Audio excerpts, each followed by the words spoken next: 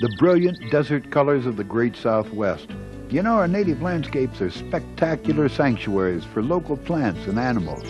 However, with our great vistas come certain responsibilities. One of these is the preservation of our water supplies, both under and above the ground. Water truly is the Middle Rio Grande Valley's lifeblood, and it is steadily being drained in part by large expanses of cool season grasses like Kentucky bluegrass and other thirsty plants that require exorbitant amounts of water just to survive in our high desert environment.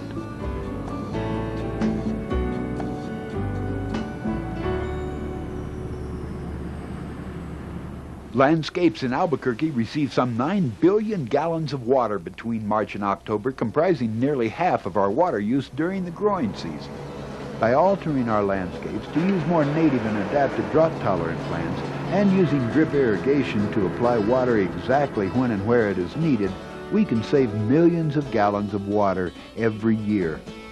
Drip irrigation systems are in the 90 to 95% range of irrigation efficiency, providing you operate them correctly, as compared to an overhead system, which on a residential system is going to be hanging around 50 or 60% probably. Now, drip irrigation offers us a lot of advantages because we can irrigate a number of different plants on the same valve just by adding more or less emitters depending on the size of the plant. Also, it applies water in a specific point, so we don't irrigate large areas of ground that encourages weed germination, which again just sucks up the water.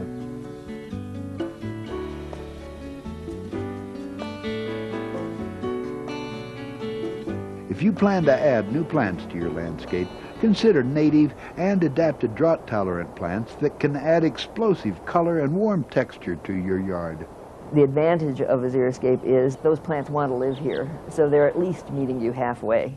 Where if you're gardening with plants that really don't belong in this climate, they're fighting you every inch of the way. The more native plants you have, the more tolerant they are of the local weather conditions, so they probably don't need to be irrigated. Just like any mature plant that's native to the area doesn't need to be irrigated. It might need to be irrigated just for establishment, but after the first few years, there's no need to water it. Drip systems work great for almost all plants. The technology enables you to pinpoint water applications for desert accents and succulents, flowers and flowering ground covers, ornamental grasses, and shrubs and trees. Although a drip system applies water at very low volumes, efficiency is still important. Adjust your watering times as seasonal weather changes, at least monthly, and turn it off after a good rain. Just the changing of irrigation schedules for drip or for spray heads or sprinklers, is really dictated by the weather. And as the weather changes, we need to go out and reevaluate our irrigation needs. Really, the homeowner is the key to operating the system correctly.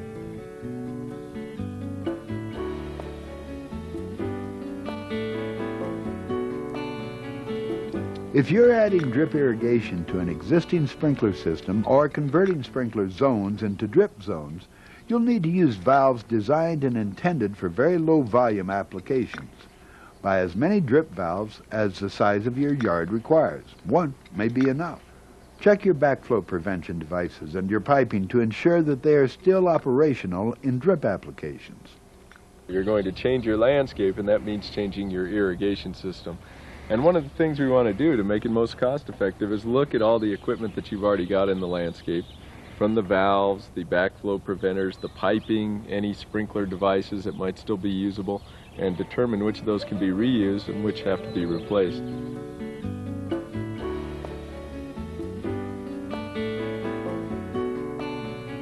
Get out in your yard and decide what exactly it is that you wish to accomplish. If you're changing or adding plants, visit some local nurseries and learn about plants and their characteristics, how much water they require, when they bloom, how much sunlight they need, how large they are when they mature, how much to prune them, and what maintenance should be considered. Use the city's free xeriscape guide or take advantage of local seminars and clubs that are available to you. Scratch around in the dirt. The way your soil holds water is important for the plants you select.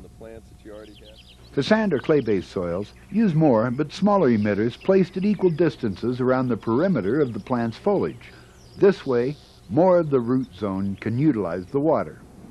Also, during your site evaluation, look for areas in your yard that share a common exposure to sun, shade, wind, and runoff from your roof.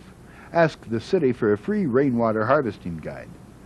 All of these factors affect how you can design hydro zones where plants with similar water needs share an irrigation valve. You have what's called microclimates. You'll have a warm spot, you'll have a cool spot, you'll have a shady spot, and we will utilize those microclimates to the plant advantage.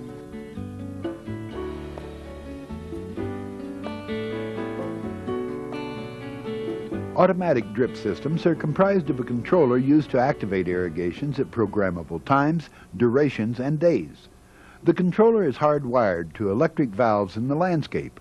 When your program tells the controller it's time to water, an electronic signal is transmitted from the controller to each valve or zone, thus opening the valve and enabling irrigation water to enter the pipe and exit emitters placed around the plants. Drip irrigation is an engineered science.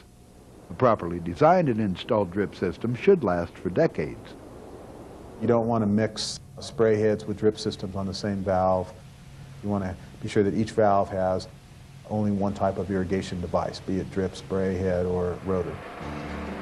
A normal residential system might have 6 to 10 zones, where the lawns would be hopefully separate from the shrubs, which would be separate from the flowers. The sun areas would be zoned separately from the shade areas.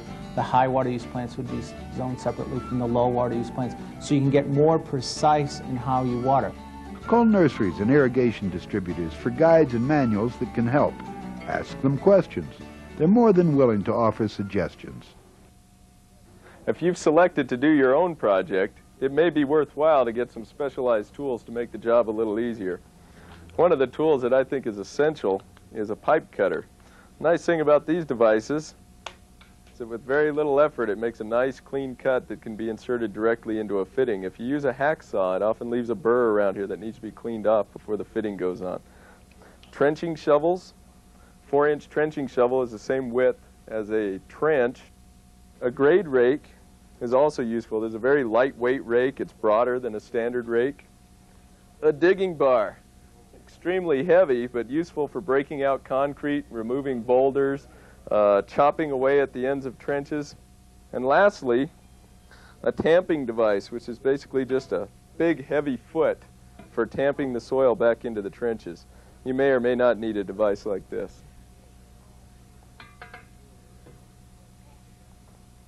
Those are some of the optional tools, and these are going to be some of the essentials in your project. You're going to need primer for every PVC weld. You put this on, and then you're going to put on your PVC solvent. We've got some pipe threading compound that's good for threaded fittings. We also have Teflon tape. You can use whichever one you prefer. Be careful not to apply this to any fittings that say not to use dope. Sometimes the fittings are marked. You're going to need your valves, your backflow prevention device. For a drip project, you're definitely going to need a filter and a pressure regulating device. This one's 20 PSI, usually 20 to 30 PSI is appropriate. You're going to need some kind of a valve box, both for your valves, but also sometimes some of the other components go into a smaller valve box. It really depends on the layout that you want. You're also going to need a variety of fittings, parts, and pieces. The best way to make up your parts list is sit down with your plan and go through zone by zone, listing the items that you need and how many you need. And once you have that checklist, you can head out to the store. When you get to the store, it's always wise to buy 10 to 20% more of these fittings than you think you'll actually need, and that can save you a trip. There are various kinds of hydrants. The hydrant can be the regulating device, telling how much water is allowed to pass through to each plant. And in some cases, they'll be color-coded, and each of these devices will receive the same amount of water. On other varieties of hydrants, you may have the option of choosing which port is allowed which amount of water. And so in this particular instance, we could replace some of these emitter devices to allow different amounts of water to flow through each of these ports on the base. Another preference issue is whether you want these hydrants exposed in the landscape or contained in some kind of a valve cover, a protective box. These boxes can be put in level with the landscape and give you access to this device and also keep it protected from vandalism and accidental stumbling and just basically having something sticking up out of your new landscape design. So that's a personal choice. It works fine either way. The hydrant is one way to regulate the water flow. Another way is through the use of emitters. Emitters are small devices that tell the system how much water is allowed to pass through, and they generally start at about 1/2 gallon per hour, 1 gallon per hour, 2 gallons per hour, and the flow rates go up from there. You might notice most of the manufacturers color code them to make it easy to know what the gallonage is that's coming out of each of the emitters. You can put as much water on a plant as you feel is necessary using large emitters or a whole complex of emitters. Most of the emitters now are pressure compensating emitters, meaning they'll put out about the same amount of water no matter what the pressure is in the system, and I strongly recommend that you only use pressure compensating emitters. When you use emitters like this, you're usually using a 1/2-inch distribution tube. This flexible hose can be put anywhere in the landscape, snaked around and put underneath the mulch cover so it's out of exposed view. These devices are pretty simple. This one happens to be a self-piercing emitter. Everywhere that you decide you want water to come out of this, simply push it into the pipe.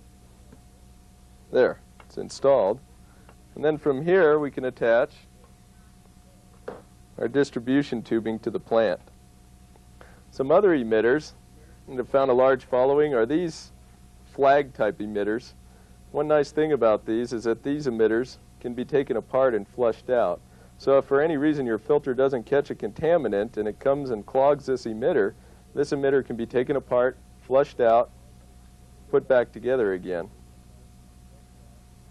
There are also varieties of what are called inline emitters, where the tubing goes into the emitter and then out the other side, and you can put as many of these emitters in line as are needed around a plant. Your controller can seem like one of the more confounding pieces of equipment on your irrigation system. Buy a digital timer, one that waters down to the precise minute. Look for multiple independent programs that allow spray irrigation, drip irrigation, bubblers, different types of systems to water on different schedules. This also has multiple run times. It can run 3 separate times on any given run day. Many timers that you can choose from. Make sure you get something that you feel comfortable with.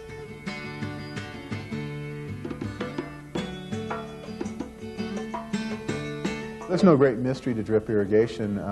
It's pretty straightforward to install. It takes very simple tools, typically a punch to punch a hole in the tubing and to press an emitter in.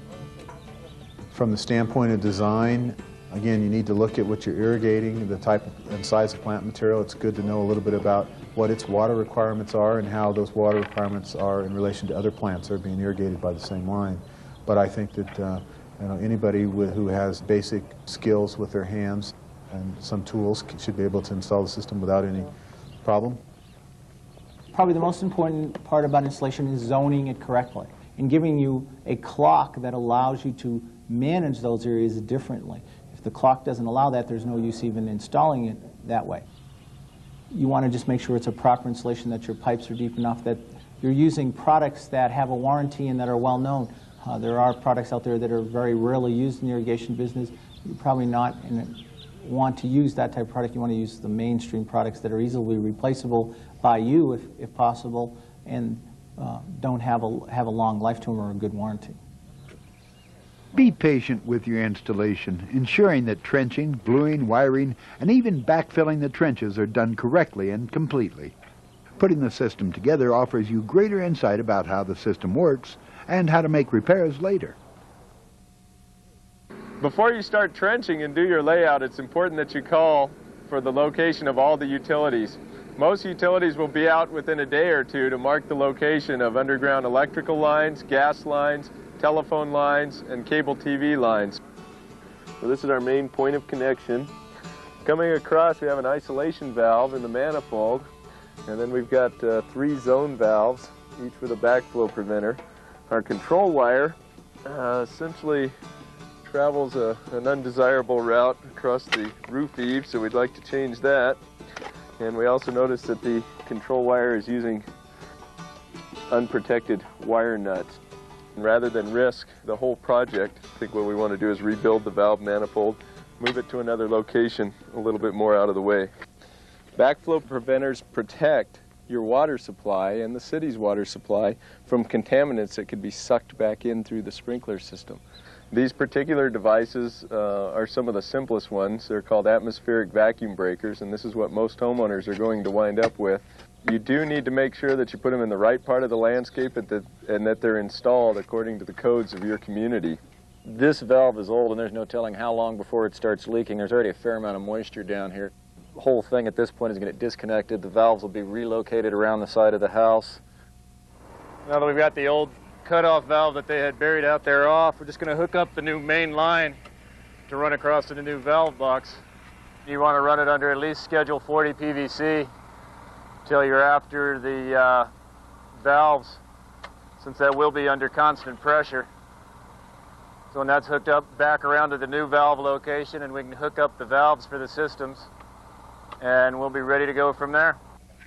It's basically a two-step process on the gluing. The primer just cleans and preps the pipe, and then the glue that's applied second seals it. You want to get glue and primer around both sides of the fitting, and then set them in with a slight turn. One concern you do have with that is making sure you don't get too much excess glue or primer outside, since the primer does actually melt the pipe just a little bit, so if you've got slop on it, it'll weaken the pipe. So next you want to hook on the isolation valve, which we're going to put by the new valve boxes, so that if you ever do need to do any repairs or anything, you can shut off the water to the sprinkler system without shutting down the entire house. You want to get in and get your manifold set up, which one of the biggest parts of that is making sure that it's all setting pretty much level. Because again, you want your valves and the vacuum breakers, which are going to be coming up out of the ground, at the same level. 4 valves is what we have, and that's the maximum that'll fit in that box. If you try grouping them in too tight, they're basically impossible if you have a problem with it. Then you want to flush your main line before you put the valves on, just in case there's any residual dirt or anything in it. And once that's cleaned out, you just turn it back off and hook up the valves. At that point, after everything's flushed out, hook up the pre-built valves. The only difference between the 2 valve setups that we're hooking right here on these last 2 valves are a filter and pressure regulator for the drip systems. A filter is a good idea just to keep any little particles or buildup from getting through there and clogging the emitters. And the pressure regulator's a necessity because the low amount of flow on a drip system is far below what this valve will output at full pressure. That much pressure will generally blow most drip systems apart. So you come in off the main pressure, we've got the electric valves that'll control the flow, shut it on and off, into the backflow prevention, and then out to your system. If you're running the wire, there's not much of a cost difference to it to be running multi-strand wire. We're only going to be using 5 of these, so we've got 1 extra wire.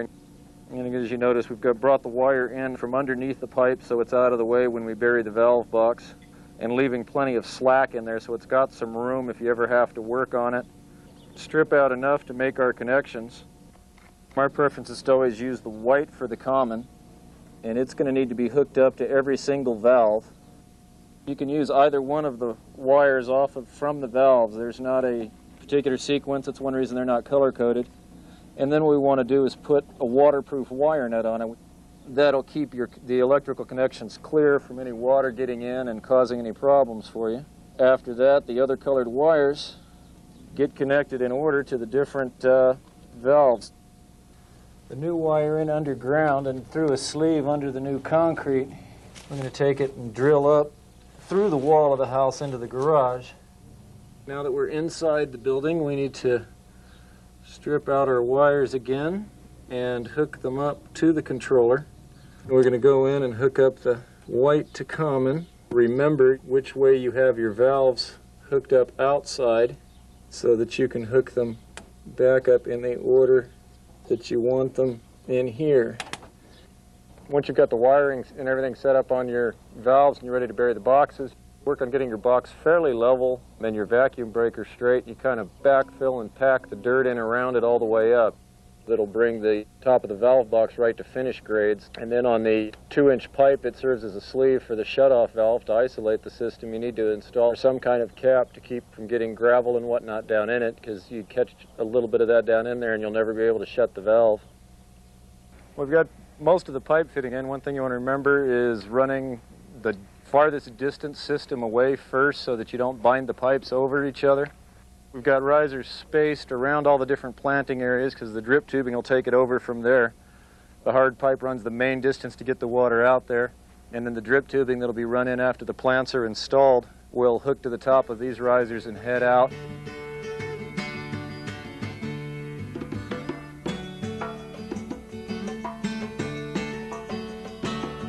First thing you want to do is turn on the valve and let it run till you get a good clean flow of water through it and get all the debris washed out of the pipe. The caps just thread on fairly tight. And this particular system is just an inline system, so you can just kind of lay out your tubing to catch all your plants. You want to leave your drip tube fairly loose so that the slightest tug on it when you're laying gravel or people walking on it aren't going to go pulling it away from the plant. And then after that, you just start putting it together and hooking in your emitters. And the way this system works, each emitter is 1 gallon an hour.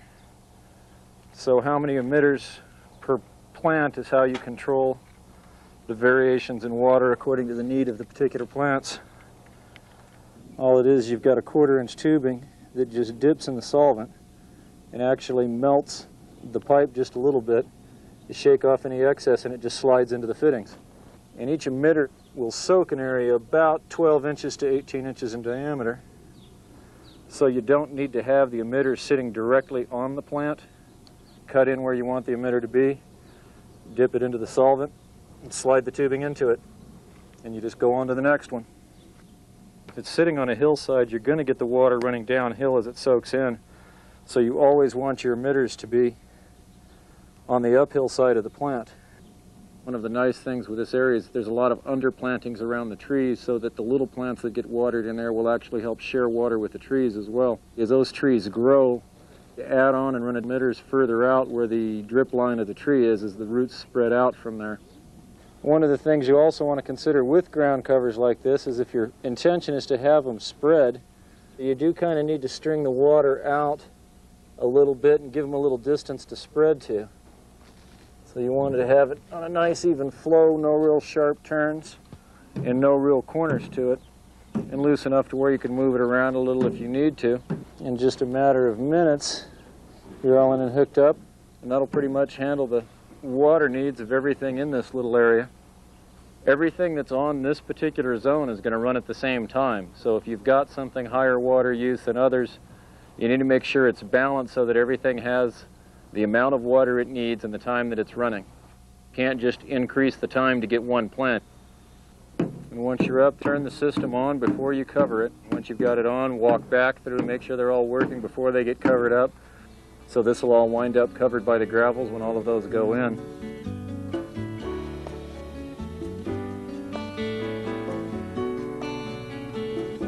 Irrigation scheduling, determining when, how often, and how long to water, is how we manage our drip and sprinkler systems. Regularly adjusting your timer plays an important role in water conservation and how healthy your plants are throughout the year. The real trick is that when the weather stays stable or constant, we can maintain our current irrigation schedule and really only need to worry about changing it up or down as the weather changes. A few tips. Water in the late part of the evening or early morning. Chances are the wind is at its lowest, and the sun certainly is. Adjust your watering times every month, increasing them gradually as spring turns to summer and decreasing them when the weather cools. Don't water more at a time than the soil can absorb. If you see water running out of your yard and onto the sidewalk or street, adjust how many minutes you are running the zone. Water half the time twice as often to prevent irrigation runoff. Don't overfeed your landscape, keep it healthy, and save water. Plants will let us know that they need water. We start to see leaf curl, a dull blue-green color appear on the leaves, sagging of the leaves, etc. will tell us that there's not enough water available. Obviously, as leaves start to turn yellow and fall off, we're getting to a critical period. And if we're out there on a periodic basis, we should be catching it before that happens. On the other hand, standing water around the tree, a yellowing of the tree from too much water and not enough oxygen can also be a problem, or the plant. And so we can do just about as much harm by overwatering as we can underwatering. Diseases and other things become more prevalent. You're going to want to turn the water up, up, up, up in the spring until we hit 100% peak season, June, July.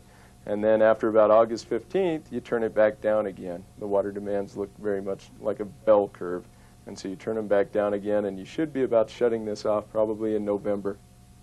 We run into much more of a problem of plants being overwatered and dying, especially in the native plants, than dying from lack of water. Most of them are designed to live on very little water, and people more often will look at it, see it yellowing a little bit, which is often a sign of overwatering, and immediately decide it needs more water, drag the hose out and throw a little more at it. James, there are two things that you want to be watching out for. One is that lots of the plants in the landscape look like they're dry or too wet. That means that you need to be visiting the controller. You might also see a situation where maybe just one or two plants look like they're suffering either from being too dry or too wet, which may be an emitter situation. You also have something here called water budget, where it says adjust water %. This allows you to set the clock for the hottest, driest portion of the year, and then you would simply use that water budget feature to have the controller turn the water down and turn the water up depending on seasonal conditions. For example, in April, you might only use 50% of the water. You just tell this controller 50%, it'll cut all your programs in half.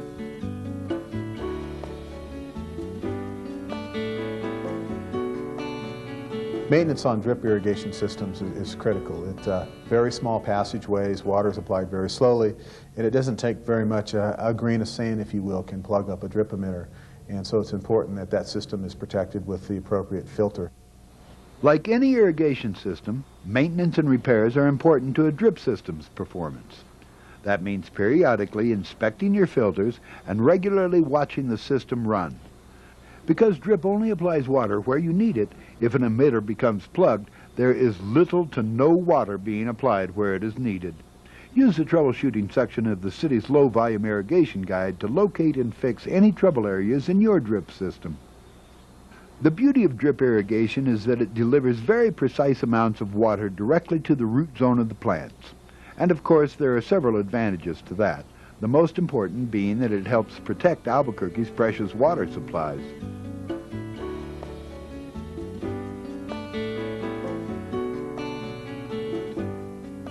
Efficiency is partly the installation and design and the operation, and I would say that probably very few of them are operated as well as they should be, and that includes maintaining the heads, replacing broken ones, and adjusting irrigation scheduling depending on the changes in the weather. With your newly acquired base knowledge of drip irrigation, go out and explore.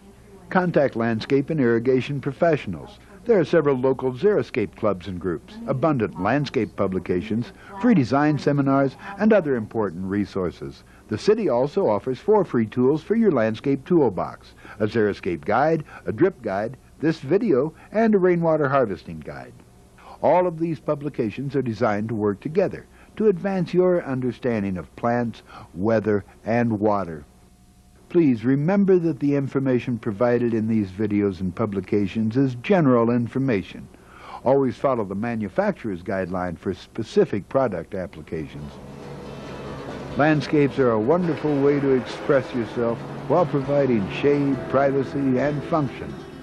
Thank you for taking the time and energy to create a quality of life around your home that better reflects our natural environment and better uses the resources required to sustain it.